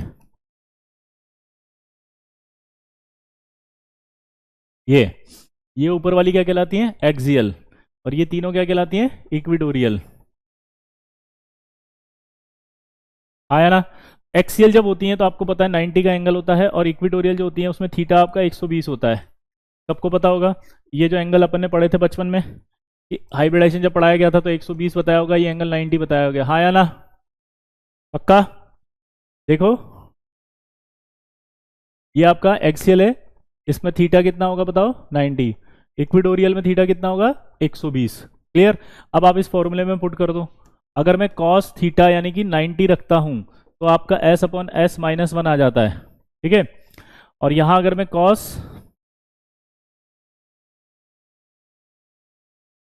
यहां पर आप देखो कॉस क्या रखता हूं, 120, तो 120 रखने पर ये S upon S minus one आ जाता है। अब इसको सॉल्व करो, जब आप कॉस 90 करके सॉल्व करेंगे तो एस करेक्टर आपका आएगा 0%, और अगर आप इसको सॉल्व करेंगे तो आपके पास आएगा 33.33%। ठीक है, तो ये हमारे पास एक्सियल में एस करेक्टर की बात आई 0%। ठीक है, और इक्विटोरियल की बात आई, उसमें एस करेक्टर की बात आई 33.33%। कितनी आई जल्दी बताओ, 33.33%। यहां कितनी आई, 0%। हाँ या ना? पक्का? पक्का, जल्दी जल्दी बताओ, अगली स्लाइड पे आना पड़ेगा मुझे। ठीक है, तो अब उसने क्या समझाया, ध्यान से सुनना। उसने समझाया यार, ये जो आपको दिख रहा है ना, इसमें सबसे खास बात ये हुई कि जैसे पीसीएल 5 की बात करूं, ये जो ऑर्बिटल है, ये जो ऑर्बिटल है, ये ऑर्बिटल है, ये ऑर्बिटल है और ये ऑर्बिटल है, इसमें ये जो ऑर्बिटल था हाइब्रिड, वहां एस करेक्टर कितना आया, 0। यहां एस करेक्टर कितना आया, 33.33, 33.33, 33.33। आया ना? अगर आप ध्यान से देखो तो यहाँ एस करेक्टर कितना आएगा, 0। नीचे वाले में एस करेक्टर कितना आएगा, 0। यहां देखेंगे तो आप कितना आएगा, 33, 33 और 33। आया ना? बोलो। क्लियर? बोल दो भाई। अब एक चीज आपको समझनी पड़ेगी, और वो चीज आपको क्या समझनी पड़ेगी वो देखो आप। वो ये समझनी पड़ेगी कि अगर मान लीजिए न्यूक्लियस के पास सबसे ज्यादा एस ऑर्बिटल होता है, इसलिए न्यूक्लियस का अट्रैक्शन सबसे ज्यादा एस ऑर्बिटल पे लगता है। न्यूक्लियस के पास सबसे ज्यादा, बोलो, एस ऑर्बिटल पर अट्रैक्शन लगता है। ये जो एस ऑर्बिटल दिख रहा है, इस पर सबसे ज्यादा अट्रैक्शन लगता है न्यूक्लियस का। जल्दी बोलो, न्यूक्लियस का सबसे ज्यादा अट्रैक्शन इस पर लगता है। तो अगर मैं ये कहूं कि परसेंटेज ऑफ एस करेक्टर बढ़ेगा तो अपन क्या बोल सकते हैं, अट्रैक्शन तो बढ़ेगा, और अट्रैक्शन अगर बढ़ेगा तो बॉन्ड लेंथ क्या होगी, घटेगी, और बॉन्ड स्ट्रेंथ क्या होगी, बढ़ेगी। हाँ या ना? ये वाला कॉन्सेप्ट आपको दिमाग में बिठाना है, बेंट्स रूल का की पॉइंट है ये। अगर आपको मैं देखो हर बार एक की पॉइंट दूंगा, की पॉइंट रॉक्स दुनिया शॉक्स, अगर आपको की पॉइंट याद हो गए तो आपकी लाइफ बन जाएगी। ठीक है। हाँ, इनऑर्गेनिक में आपको सब कुछ याद हो जाएगा, की पॉइंट रॉक्स, दुनिया स्टॉक्स। तो अब मुझे बताओ, सबसे ज्यादा न्यूक्लियस के पास होता है एस, इसलिए न्यूक्लियस पर सबसे ज्यादा अट्रैक्शन लगता है एस पर। तो यानी कि जहां जहां एस परसेंटेज एस करेक्टर होगा वहां अट्रैक्शन ज्यादा होगा। अब इस वाली पोजीशन को हम देख रहे थे, अगर हम इस पोजीशन को देखें ध्यान से तो आपको क्या दिखाई देगा, ये वाली जो पोजीशन है, इस पोजीशन में एस करेक्टर क्या है, कम है ना। इसको मैं ऐसे ही बना दूं नॉर्मली, या इसको छोड़ दो, इससे कोरिलेट किया, इससे बना देते हैं। तो आप मुझे खुद बताओ कि अगर ये जो एक्सियल पोजीशन है, सबसे पहले तो ये बोलो यहां पर अट्रैक्शन कम आ रहा है कि नहीं आ रहा, यहां अट्रैक्शन कम आ रहा है कि नहीं आ रहा मेरे दोस्त। अगर यहां अट्रैक्शन कम आ रहा है तो ये लेंथ ज्यादा होगी नहीं होगी, ये लेंथ ज्यादा होगी नहीं होगी, लेंथ ज्यादा होगी नहीं होगी, तो ये लेंथ ज्यादा होगी। तो अपन क्या बोल सकते हैं, इन PCl5 एक्सियल PCl लेंथ ज्यादा होगी किससे, इक्विटोरियल PCl लेंथ से। इन PCl5 एक्सियल PCl लेंथ ज्यादा होगी इक्विटोरियल PCl बॉन्ड लेंथ से। ठीक है। अब लेंथ अगर ज्यादा है तो बॉन्ड की स्ट्रेंथ क्या होगी, कम। लेंथ अगर ज्यादा है तो बॉन्ड की स्ट्रेंथ क्या होगी, कम। तो ये बॉन्ड वीक होगा, ये वाला बॉन्ड भी वीक होगा, जल्दी टूट जाएंगे दोनों, हाँ या ना। ये बॉन्ड वीक होगा, ये दोनों जल्दी टूट जाएंगे, हाँ या ना।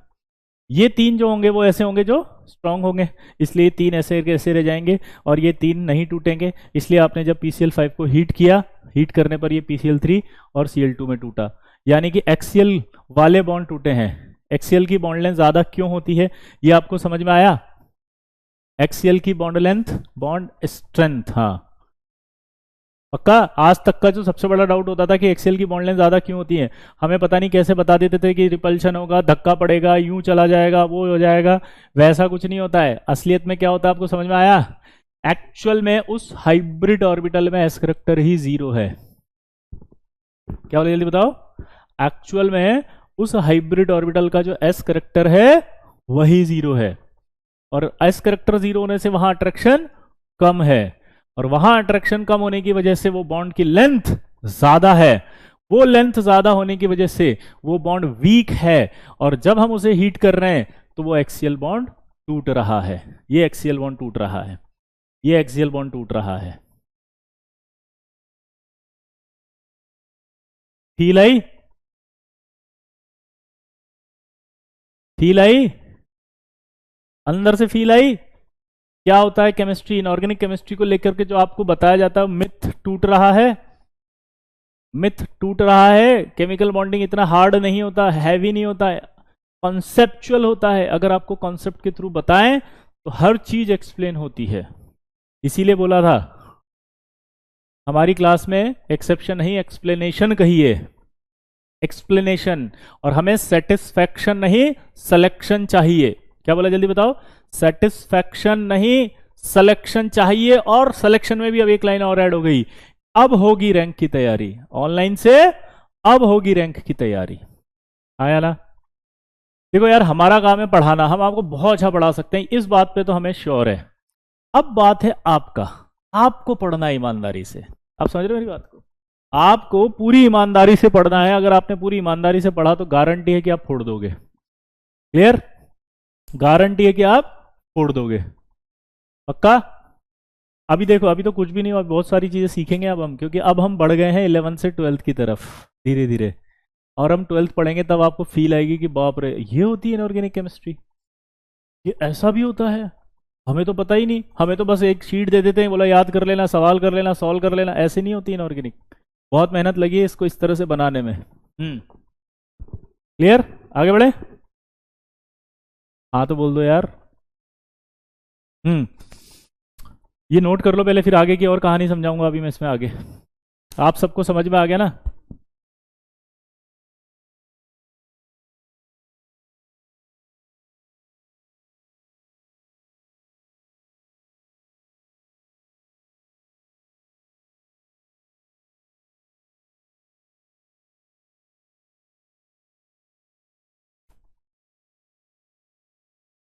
हो गया। अब देखो मजेदार बात, अरे रुक जा, अभी पूरा रिकेप देंगे, अभी रुक जा। आपको समझ में आ गया ना, एक बिहारी खड़ा हुआ, क्या हुआ, बिहारी खड़ा हो गया। बिहारी खड़ा होकर बोलता है, कुछ समझ में नहीं आया। बिहारी खड़ा होकर क्या बोल दिया? कुछ समझ में नहीं आया। ये कौन सा थ्योरी है जो आप हमें पढ़ा रहे हो और क्यों इस बैंड रूल के नाम पे हमें बुड़बक बना रहे हो? बिहारी रॉक्स दुनिया शॉक्स। बैंड को बोल दिया। वो क्या बोल दिया? ये कौन सा थ्योरी है जो आप हमें पढ़ा रहे हो और क्यों इस बैंड रूल के नाम पे हमें बुड़बक बना रहे हो? पूरा का पूरा क्लास सॉक्ड। बिहारी रॉक्स दुनिया सॉक्स। बोले कैसे बात कर रहा है, पागल हो गया, इतना बढ़िया साइंटिस्ट ऐसे बात करता है, बिहार का नाम डुबोएगा। बेंट ने पेशेंसफुली पूछा कि भाई क्या डाउट है जरा बताओ। बोला कैसे पढ़ा दिए, क्या पढ़ा दिए, क्या कर दिया, ये 00S90 क्या हो रहा है, ये है कुछ भी कुछ भी।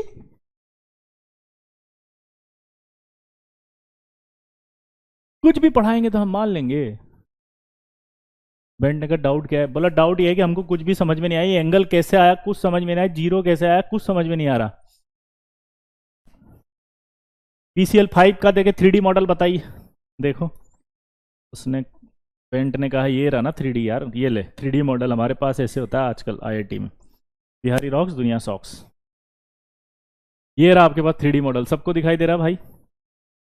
आया ना? बोलो। ये आपका देखो, आप ये तीनों 120 डिग्री वाले एंगल दिख रहे हैं।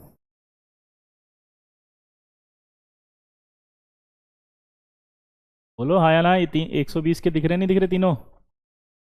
और ये ऊपर 290 के।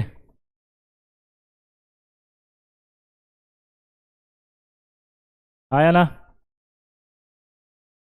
अब दिमाग की बत्ती जलाते हैं।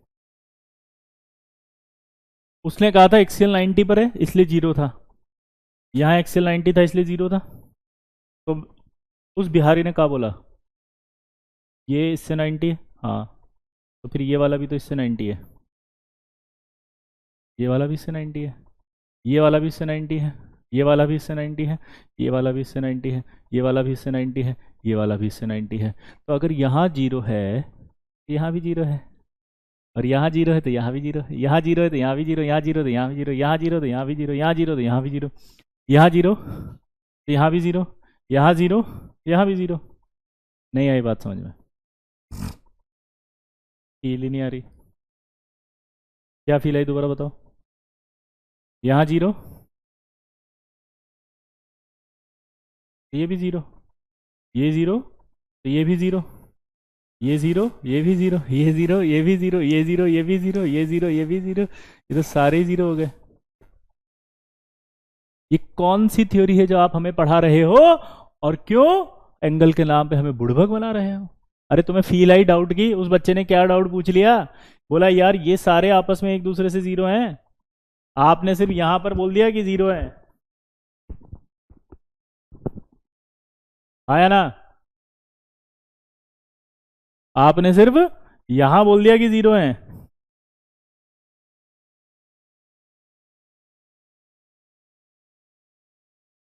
लेकिन हर जगह जीरो है, और अगर हर जगह जीरो है तो कैसे बॉन्ड की स्ट्रेंथ ज़्यादा होगी, बॉन्ड की लेंथ ज़्यादा होगी, बॉन्ड वीक हो गए, टूट गए, एक्सियल का लेंथ ज़्यादा हो गया, इक्विटोरियल का लेंथ कम हो गया, कुछ भी पढ़ा रहे हो बे है?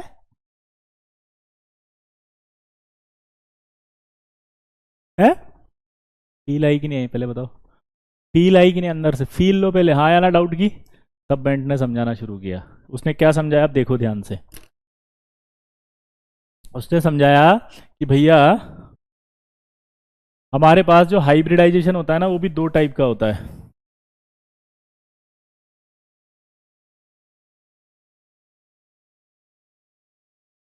क्या समझाना शुरू किया उसने? कि जो हाइब्रिडाइजेशन होता है वो दो टाइप का होता है। ध्यान से समझना, आप देखो यही आईटी है। पहला, हाइब्रिडेशन भी दो टाइप का होता है, एक होता है इक्विवेलेंट हाइब्रिडाइजेशन और एक होता है आपका नॉन इक्विवेलेंट। ये कैसा होता है? इक्विवेलेंट हाइब्रिडाइजेशन, और ये होता है नॉन इक्विवेलेंट हाइब्रिडाइजेशन। यहां से आपको फील लेनी पड़ेगी हाइब्रिडाइजेशन की, कि हमारे पास जो दो तरह का हाइब्रिडाइजेशन होता है वो दो तरह का इक्विवेलेंट हाइब्रिडाइजेशन होता है और एक नॉन इक्विवेलेंट हाइब्रिडाइजेशन होता है। तो जो इक्विवेलेंट हाइब्रिडाइजेशन होता है वो इक्विवेलेंट हाइब्रिडाइजेशन में हाइब्रिड ऑर्बिटल्स का जो एंगल है वो आपस में एक दूसरे से इक्वल होता है। ये एंगल 180 होगा।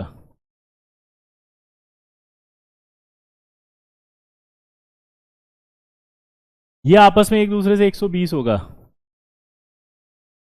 ये इधर से भी देखो आप, ये इससे भी 120 है, इससे भी 120 है, इससे भी 120 है।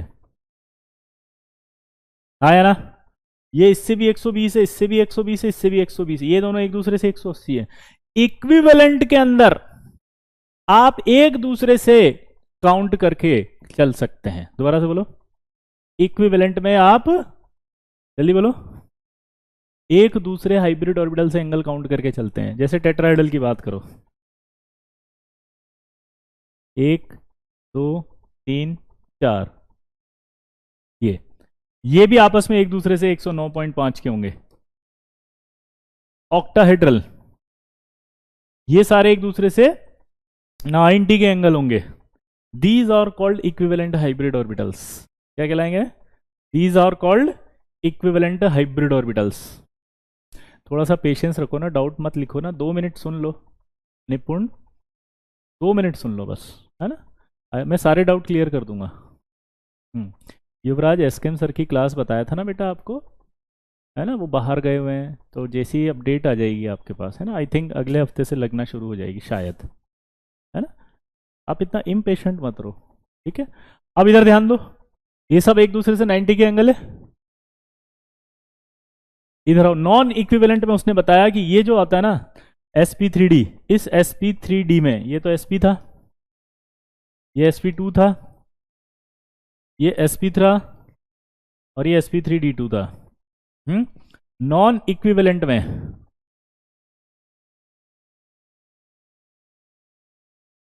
नॉन इक्विवेलेंट के लिए ध्यान देना, इधर नॉन इक्विवेलेंट के लिए आपके पास, ध्यान सुनना भाई, sp3d जो होता है वो बेंट ने बताया कि ऐसे बनेगा कि पहले 3 sp2 आपस में आएंगे एक दूसरे से, ठीक है, और वो एक दूसरे से 120 पर अरेंज होंगे। जैसे ये एंगल भी 120 है, ये एंगल भी 120 है, ये एंगल भी 120 है, ठीक है ना? और उसके बाद तो ये एक प्लेन बनेगा, ऐसे एक्स वाई प्लेन में अरेंज हुए हैं। This is the X Y plane. अब उस एक्स वाई प्लेन में ऊपर और नीचे ये हाइब्रिड ऑर्बिटल आएंगे। ये इस प्लेन से, इस प्लेन से ये आपका 90 डिग्री का एंगल कंसिडर किया जाता है, क्योंकि ये नॉन इक्विवेलेंट हाइब्रिडाइजेशन है। तो इन हाइब्रिडाइजेशन में आपको एंगल एक दूसरे हाइब्रिड ऑर्बिटल से कंसिडर नहीं किया जाता। दोबारा से बोलो, इस तरह के हाइब्रिडाइजेशन में इसका इससे कंसिडर नहीं करते हैं कि इसका एंगल आप इस ऑर्बिटल से नहीं देख सकते, इस ऑर्बिटल से नहीं देख सकते, इस ऑर्बिटल से नहीं देख सकते, बल्कि उसका इस प्लेन से देखा है। इस प्लेन में जहां पर ये 3 ऑर्बिटल एक दूसरे से मिक्स हुए हैं, ये ऊपर 90 का एंगल है।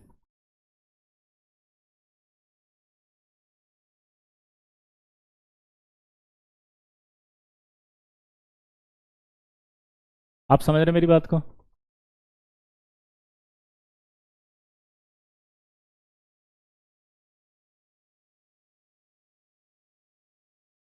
ये जो एंगल है, ये 90 आपने इस प्लेन से लिया है, और इस प्लेन में तीनों 120 के हैं। ये 1 2 और 3, क्या वाला जल्दी बताओ? तो इस तरह से अगर आप देखें ध्यान से, तो इस sp3d में आप ध्यान दो तो आपको दिखाई देगा एक तो pd और ये आपका sp2, यानी 3 sp2 तो आपके अलग हुए। ये देखो आप, ये sp2 में पीले से लिख देता हूं, इसको ध्यान रखना। ये 3 ऑर्बिटल तो थे sp2, sp2 और sp2। ये जो है sp3d में से अगर sp2 निकाल दो तो क्या बचेगा? p और d। ये अगर मैं एक्स वाई प्लेन ले रहा हूं तो ये एक्सिस कौन सी हुई? जेड, यानी कि ये क्या हुआ? P Z. जेड वाले पे डी कौन सा होगा? D Z square. ये पी जेड और डी जेड स्क्वायर आता है यहाँ पे, हाँ या ना? क्लियर? तो ये आपका नॉन इक्विवेलेंट हाइब्रिडाइजेशन है, जिसमें 3 ऑर्बिटल ऐसे हैं जहां पर आपका क्या आ रहा है? sp2। अब आप मैथ्स लगाओ, sp2 आने का मतलब 33.33%, और ऊपर एस अपने आप ही 0 आ गया, तो बेंट के रूल से सही तो निकला, ऊपर 0 ही था। यहाँ पर sp2 था इसलिए 33 आया था, अब 33 आ रहा है, इसका मतलब एस करेक्टर ज़्यादा है, ऊपर एस करेक्टर है ही नहीं, 0 इसलिए वो टूट जाएगा, ये तीनों रह जाएंगे। ठीक है, ये होता है नॉन इक्विवेलेंट हाइब्रिडाइजेशन। sp3d भी नॉन इक्विवेलेंट हाइब्रिडाइजेशन है, और एक और होगा sp3d3, ये भी नॉन इक्विवेलेंट हाइब्रिडाइजेशन है। क्लियर है? अरे हाँ तो बोल दो समझ में आया हो तो, क्योंकि इससे आगे बढ़ूंगा अभी, एक बच्चा फिर खड़ा होगा अभी, बिहारी रुकेगा नहीं, बिहारी रुकेगा नहीं। बेटा नमन, आपको समझ में आ रहा है? कोई डाउट हो तो पूछ लो। देखो आप डिमांडिंग मत बनो please, I request you all, कि अगर आप बहुत ज्यादा डिमांडिंग बनेंगे तो आपकी एक्सेप्टेंस लेवल खत्म हो जाएगी, आप पढ़ने की जगह सिर्फ डिमांड करते रह जाएंगे। ठीक है, हाँ जो है जैसा है उसमें आपको समझ में आना चाहिए, जितना बताया जा रहा है उसमें सब समझ में आना चाहिए। क्लियर? अभी अभी जल्दी बोलो, कॉस थीटा ही क्यों लगाया? क्योंकि बेंट ने फॉर्मूला दिया था ना, इसलिए।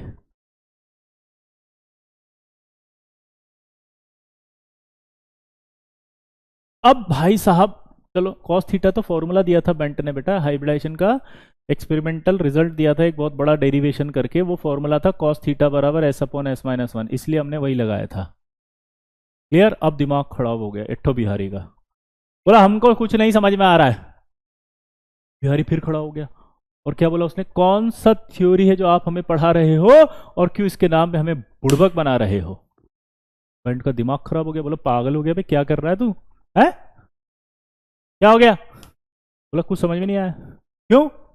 बोला आपने कहा कि ये नॉन इक्विवेलेंट है, इसलिए इस ऑर्बिटल का इस ऑर्बिटल के साथ नहीं ले सकते। ध्यान सुनना भाई, ये नॉन इक्विवेलेंट है इसलिए इस वाले ऑर्बिटल का एंगल इस हाइब्रिड ऑर्बिटल से कंसीडर नहीं करते 90, बल्कि इस प्लेन से करते हैं, because it is a non equivalent hybridisation.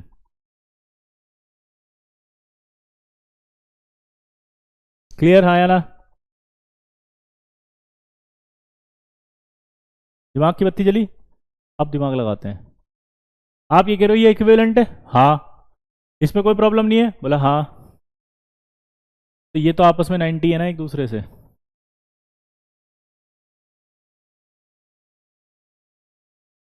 अगर ये 90 है तो सब में cos थीटा से आप देखोगे तो 90 से एंगल जीरो आएगा, अगर आप सब में देखोगे तो सब में जीरो आएगा। भाई साहब पागल हो गए सब लोग, सब में अगर जीरो आएगा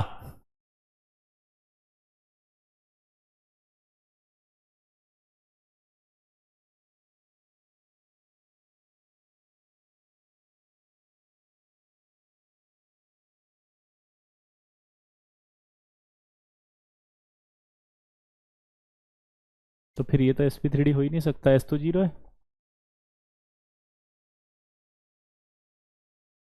फिर तो जीरो है। कौन सी थ्योरी है जो आप हमें पढ़ा रहे हो, और क्यों हमें बुड़बक बना रहे हो? और एक मजेदार बात, sp3d3 का तो मैं अगर लिखूं तो sp3d ऐसा होता है।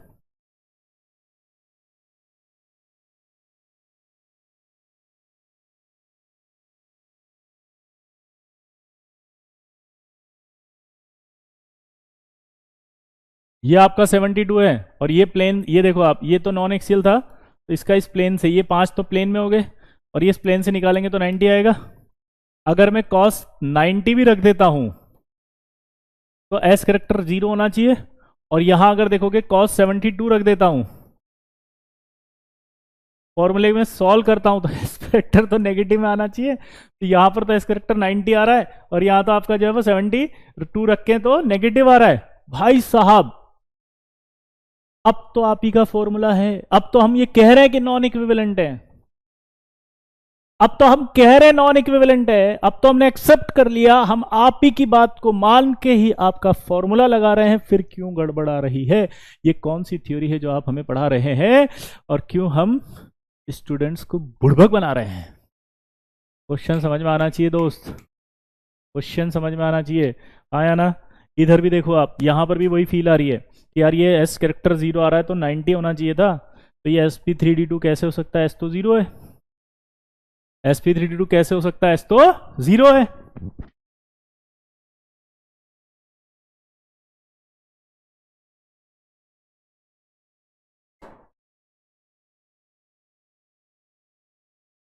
एस तो जीरो है।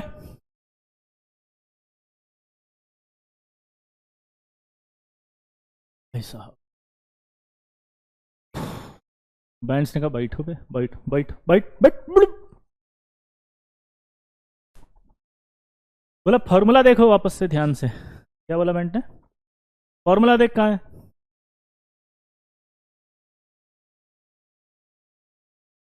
अरे फॉर्मूला किधर चला गया, ये रहा। फॉर्मूले में क्या लिखा है साफ साफ, कॉस थीटा बराबर S upon S minus one और पी माइनस वन अपॉन, ठीक है, P upon P minus one. क्या इस फॉर्मूले में कहीं पर डी है, क्या इस फॉर्मूले में कहीं पर डी है बॉस, नहीं, कहीं पर भी डी नहीं है, कहीं पर भी डी नहीं है, इसका मतलब क्या निकला,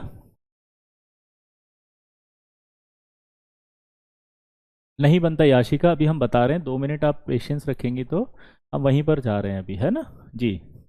यहां पर आप देखिए तो cos थीटा बराबर S upon S minus one होगा और p minus one upon P में d कहीं नहीं है, इसका मतलब क्या बताया याशिका, 2 मिनट रुको बेटा, क्या बताया उसने, उसने कहा कि जहां पर d इन्वॉल्व होगा वहां पर मैं s कैरेक्टर की वैल्यू नहीं बता सकता,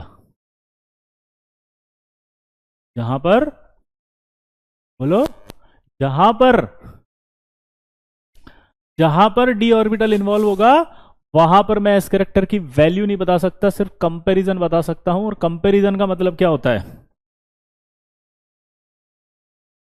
कंपैरिजन का मतलब यह है कि अगर हर जगह एस कैरेक्टर 0 आ रहा है, इसका मतलब है हर जगह एस कैरेक्टर इक्वल आ रहा है।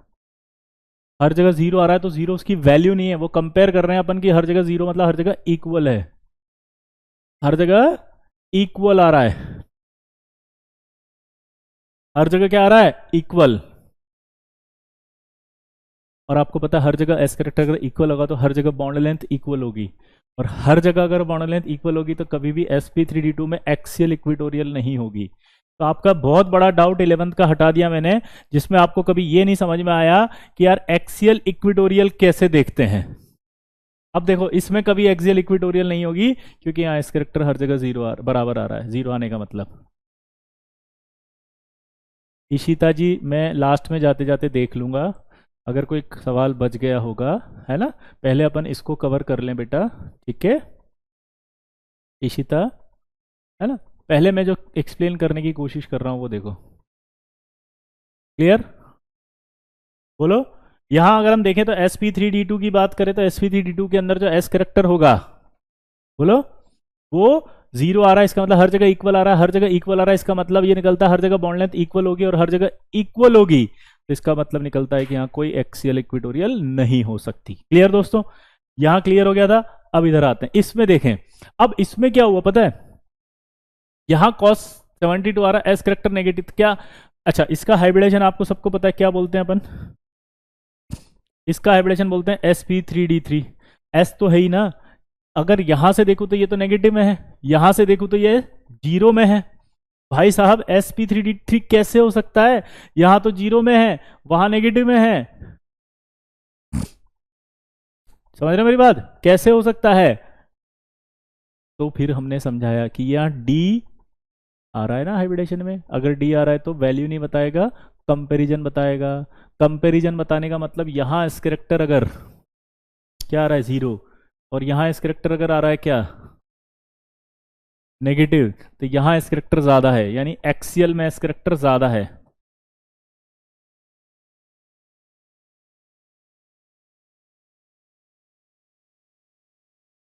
ज्यादा equatorial bond length S character से, हाँ या ना, क्लियर। तो इसका मतलब क्या निकला, इसका मतलब क्या निकला बताओ, मैं ऐसे लिख दूं क्या इसको, बोलो, कि IF7 में बात करें अगर अपन, एक्सियल IF बॉन्ड लेंथ ये वाली वो कम होगी इससे, इक्विटोरियल IF बॉन्ड लेंथ से। रीजन आपके सामने है, अगर क्वेश्चन आता है तो कर देंगे इसको, बताओ प्रॉमिस करो गलत तो नहीं करेंगे, क्वेश्चन आएगा तो कर देंगे दोस्त, गलत तो नहीं करेंगे। Axial IF bond length, equatorial IF bond length, जल्दी बोलो, axial IF bond length, equatorial IF bond length में इक्विटोरियल ज्यादा होगी, लेकिन PCL 5 में जब देखा था तो PCL 5 में क्या हुआ था, एक्सियल ज्यादा थी इक्विटोरियल से। तो एक नया डाउट भी क्लियर हो गया, ऐसा नहीं होता कि एक्सियल ही हमेशा ज्यादा होती है, ये रटना मत, कई बार आपने रट लिया होगा कि एक्सीएल ही ज़्यादा होती है, आया ना? बोलो, पर एक्सीएल पीसीएल 5 में है, IF7 में इक्विटोरियल ज़्यादा है। भाई साहब ये समझ में आने के बाद एक बच्चा खड़ा हुआ, बोला सर रुको, आपने बोला कि डी जहाँ होगा वहाँ वैल्यू नहीं बताएगा। बोला हाँ, तो सर SP3D में भी तो डी आ रहा है, यहाँ पे भी तो डी है, कहाँ गया वो, ये रहा, तो फिर इसमें कैसे वैल्यू आ गई? ये क्या मतलब है? कौन सी थ्योरी है जो आप हमें पढ़ा रहे हो और क्यों हमें डी के नाम पे बुड़बक बना रहे हो? क्या बोल दिया उसने कि डी में भी तो IF क्या है? ये बहुत अच्छा सवाल किसी ने पूछा अभी। IF7 ये बनाया ना मैंने मॉलिक्यूल, ये IF7 का स्ट्रक्चर था। ये F bond length, F bond length, ये F, ये F, ये F और ये F, ऐसे, ठीक है? उसके लिए लिखा है अपन ने SP3D2 के लिए। क्लियर? हाँ या ना? अब वापस इधर आ जाओ, जो मैं सवाल कर रहा था। क्या सवाल था कि सर यहाँ पे डी है, तो फिर डी तो क्या होगा? Oh my God, thank you तनी, त्रिशा जी बैंगलोर से बोल रही है, वाओ अमेजिंग, थैंक यू। यहाँ दिखाई दे रहा है आपको? बोलो, यहाँ पर आप देख सकते हैं डी आ रहा है, तो फिर डी आने पर ऐसा क्या हो रहा है जिसकी वजह से गड़बड़ हो रही है? क्या बोला, जल्दी बताओ। यहाँ डी आने से ऐसा क्या होगा जिसकी वजह से गड़बड़ हो रही है?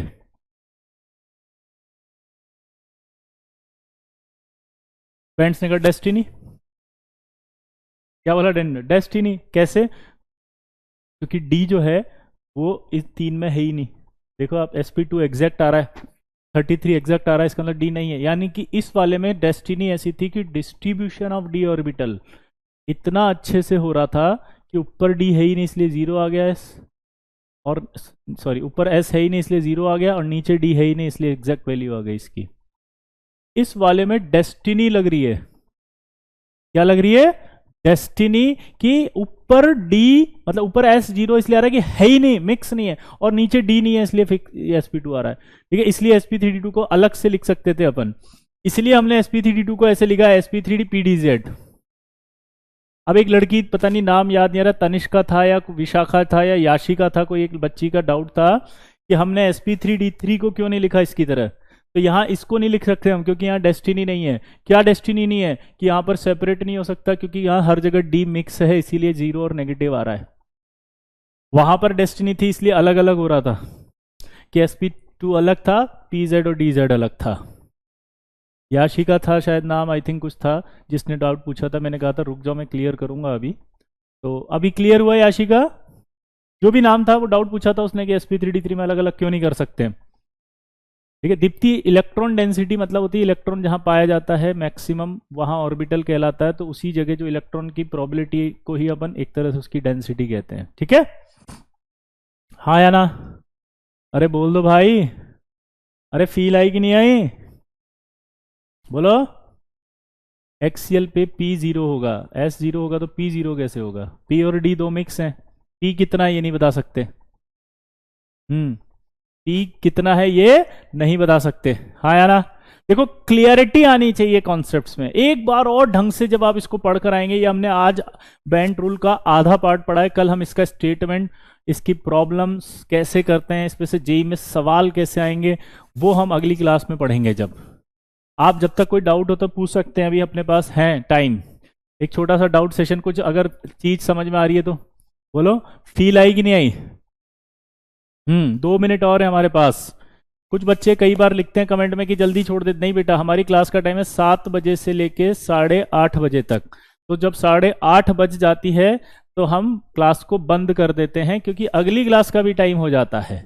तो कुछ बच्चे ये ना सोचे कि ये बीच में बंद कर देते, नहीं, वो अपने आप ऑटो कट हो जाता है ऐप से। ठीक है, हाँ क्लियर दोस्तों? क्या बोला मैंने बताओ? ऑटो कट हो जाता है ऐप से, इसलिए आपकी 8:30 अपने आप ही क्लास बंद हो जाती है। हाँ, तो हमारा टाइम आप याद रखें 7 से लेके 8:30। फिर से बोलूंगा, इसमें सेपरेट क्यों नहीं हुआ? क्योंकि यहां पर डी सभी जगह मिक्स हो रहा है, इसलिए इसको अलग से नहीं लिख सकते। इसमें सभी जगह डी मिक्स हो रहा है, इसलिए इसको अलग से नहीं लिख सकते। हाँ या ना बोलो? इसमें डी मिक्स हो रहा है इसलिए इसको अलग से नहीं लिख सकते, इसलिए ऐसा कैसे ही रहेगा। और यहाँ नई चीज सीखने को मिली कि इसमें एक्सियल जो बॉन्ड लेंथ है वो कम होती है किससे, इक्विटोरियल से, जबकि हमने क्या पढ़ा था कि एक्सियल जो होती है वो पीसीएल 5 में ज्यादा होती है इक्विटोरियल से। ठीक है, चलिए दोस्तों, आई होप आज का सेशन आपको अच्छा लगा होगा। वापस से हम अगला पढ़ेंगे बेंड्स रूल का स्टेटमेंट और उसकी एप्लीकेशंस, यानी कि सवाल किस तरह के क्वेश्चंस आएंगे। और अगली क्लास में आपने प्रॉमिस किया है कि आप मुझसे वांडरवाल फोर्स याद करके आएंगे, क्योंकि मैं उसमें जेई मेंस के पीवाईक्यूज और एनटी अभ्यास के क्वेश्चंस आपको करवाऊंगा। तो इसी उम्मीद के साथ आज का सेशन एंड करते हैं। आपको अच्छा लगा होगा, इससे आशा करता हूं। अगर अच्छा लगे तो प्लीज अप्रिशिएट करना ना भूलें। ठीक है,